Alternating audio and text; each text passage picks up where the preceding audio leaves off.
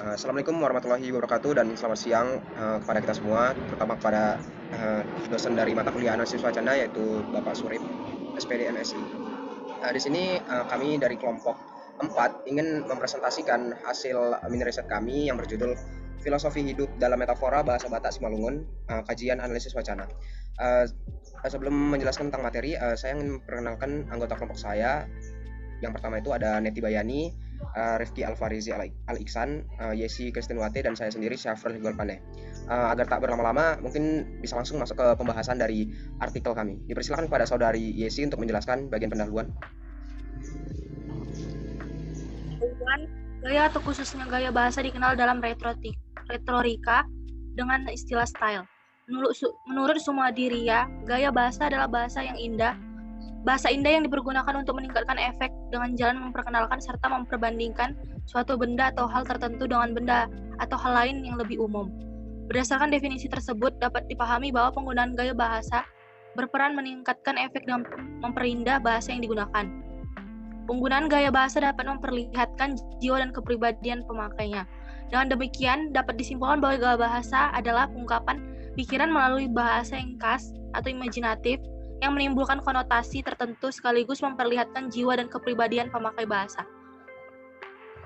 Gaya bahasa berdasarkan ketidaklangsungan makna disebut trope atau figure of speech. Selanjutnya, gaya bahasa yang disebut trope atau figure of speech dibagi menjadi dua kelompok, yakni gaya bahasa retoris yang semata-mata merupakan penyimpangan dari konstruksi biasa untuk mencapai efek tertentu, dan gaya bahasa kiasan yang merupakan penyimpangan yang lebih jauh khususnya dalam bidang makna. Berdasarkan pengertian tersebut, dapat dibedakan antara gaya bahasa retoris dan kiasan. Gaya bahasa retoris digunakan lebih untuk mencapai efek tertentu, misalnya tertawa, menangis, sedih, atau haru, sedangkan gaya bahasa kiasan terkait dengan makna. Penuangan gagasan dengan variasi gaya kiasan membutuhkan perenungan dan pemahaman persoalan. Gaya bahasa kiasan pertama-tama dibentuk berdasarkan perbandingan atau persamaan.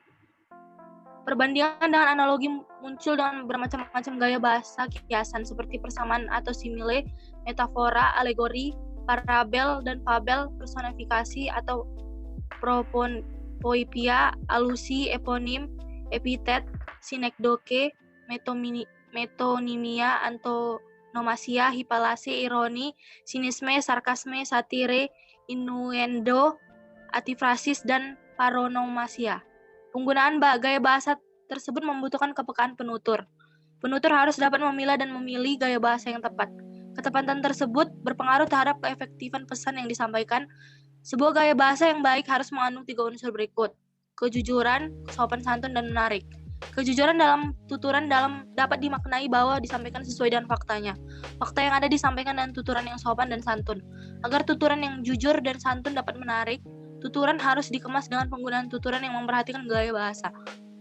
Dalam beberapa penelitian serupa, pembahasan akan berkutat kepada perbandingan metafora pada gaya bahasa lain. Namun yang menjadi fokus penelitian ini hanya pengkajian makna dalam setiap peribahasa dan istilah yang muncul dalam bahasa Batak Simalungun. Saya kembalikan kepada moderator. Baik, terima kasih atas penjelasannya dari saudari Yesi terkait dengan bagian pendahuluan, dan teman-teman juga dosen dapat melihat presentasi screen yang kami tampilkan menggambarkan abstrak dari artikel kami yang berisi tentang subjek, metode, sampai ke hasil penelitian. Mungkin selanjutnya dapat dijelaskan tentang metode penelitian oleh saudara Rifki, saya persilakan. Terima kasih pada saudara moderator. Selanjutnya itu pembahasan mengenai metode penelitian.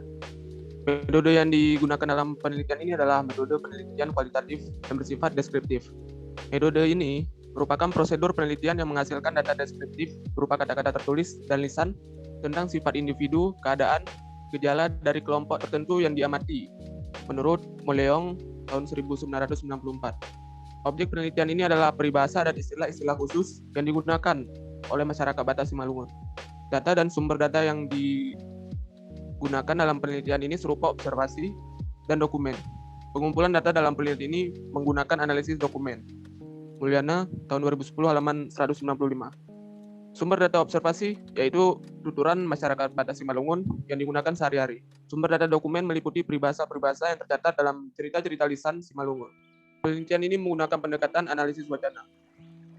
Menurut Jajah Sudarma tahun 1993, Prinsip penafsiran dapat terjadi melalui penafsiran lokal, termasuk ruang dan waktu. Dan prinsip analogi dalam menafsirkan pengertian atau makna yang tergandung dalam wacana. Sementara itu, teknik analisis data menggunakan model interaktif, seperti yang dikemukakan oleh Mills dan Haberman tahun 1992, yang terdiri atas 3 komponen analisis, yaitu reduksi data, sajian data, dan penarikan simpulan atau verifikasi. Aktivitas ketiga komponen itu dilakukan dalam bentuk interaktif dengan proses pengumpulan data. Saya serahkan pada moderator. Baik, terima kasih penjelasan terkait dengan metode penelitian dari saudara Rifki. Tadi sudah dijelaskan tentang pendahuluan sampai ke metode. Saatnya kita ke inti dari artikel kami, yaitu hasil penelitian dan pembahasan. Mungkin dapat jelaskan dulu terkait dengan hasil penelitiannya oleh saudari Neti. Selanjutnya mungkin dilanjutkan dengan pembahasannya terkait dengan data yang ditemukan dan penjelasan terkait dengan peribahasa juga istilah. Kita silakan. Baiklah, terima kasih saudara moderator. Penggunaan metafora dalam masyarakat Batak Simalungun. Banyak penutur yang menggunakan gaya bahasa metafora dalam berkomunikasi. Metafora adalah gaya bahasa semacam analogi yang membandingkan dua hal secara langsung, tetapi dalam bentuk yang singkat. Keraf 2006 pada halaman 139. Gaya bahasa metafora dengan membandingkan dua hal secara langsung juga digunakan masyarakat Batak Simalungun dalam kesehariannya. Berikut ini beberapa contoh peribahasa yang mengandung filosofi dan pedoman hidup masyarakat Batak Simalungun. Data yang pertama ada Seng Ilam Poili Abaru Ulu, yang artinya bahu tidak pernah lebih tinggi daripada kepala. Berguna sebagai pepatah yang maknanya adalah murid yang tidak lebih pintar dibanding gurunya. Data yang selanjutnya adalah Itandai Baliong Do Ompangni, yang artinya anjing mengenal tuannya. Biasanya digunakan sebagai pepatah untuk anak yang mananya luas. Sekalipun orang lain baik dan memberi bantuan kepada kita, kita tetap anak dari orang tua kita. Yang data yang selanjutnya adalah Habonaron Do Bona, yang artinya kebenaran pokok. Makna luasnya yaitu ciri kehidupan hati sanubari bertitik tolak pada kebenaran. Penggunaan istilah dalam bahasa Batak Simalungun. Selain ramainya ragam peribahasa, Batak Simalungun juga memiliki beberapa istilah yang merujuk kepada sifat manusia. Istilah-istilah ini biasanya digunakan dalam keseharian dan dituturkan lebih sering oleh perempuan Batak Simalungun. Beberapa contoh istilah yang sering dijumpai ialah yang pertama, si ganjang dilah, yang bermakna panjang lidah. Artinya seseorang yang suka sekali menyebar berita bohong atau tukang gosip. Data yang kedua adalah borotan rumah, yang bermakna sedang mengandung. Artinya seorang ibu sedang hamil. Data yang terakhir ada kais-kais ase mangan, yang bermakna bekerja biar bisa makan. Artinya seseorang diharapkan untuk bekerja agar dapat bisa memenuhi kebutuhan-kebutuhannya, termasuk kebutuhan primer yaitu sandang pangan. Selanjutnya saya serahkan kepada moderator. Baik, terima kasih atas penjelasan terkait dengan hasil dan pembahasan dari artikel kelompok 4 terkait dengan tuturan dan peribahasa juga istilah dalam Batak Simalungun. Selanjutnya itu ada bagian kesimpulan. Karena tadi sudah dijelaskan tentang pendahuluan, metode sampai ke hasil. Artinya presentasi akan selesai. Akan saya bacakan terkait dengan kesimpulan. Berdasarkan penelitian yang dilakukan, para peneliti dapat disimpulkan bahwa majas atau gaya bahasa metafora sangat memanfaatkan kekayaan bahasa, pemakaian ragam tertentu untuk memperoleh efek-efek tertentu, keseluruhan ciri bahasa sekelompok penulis sastra, dan cara khas untuk menyampaikan pikiran dan perasaan, baik secara lisan maupun tertulis. Dalam proses berbahasa, baik itu dalam penggunaan komunikasi lisan maupun tulisan, adanya hal yang disebut dengan gaya bahasa. Gunanya itu untuk memperindah sebuah kata dan sebagai identitas dari suatu masyarakat daerah, seperti contohnya pada subjek penelitian di artikel ini yang membahas khusus kepada masyarakat dalam Batak Simalungun. Mungkin begitu terkait kesimpulan.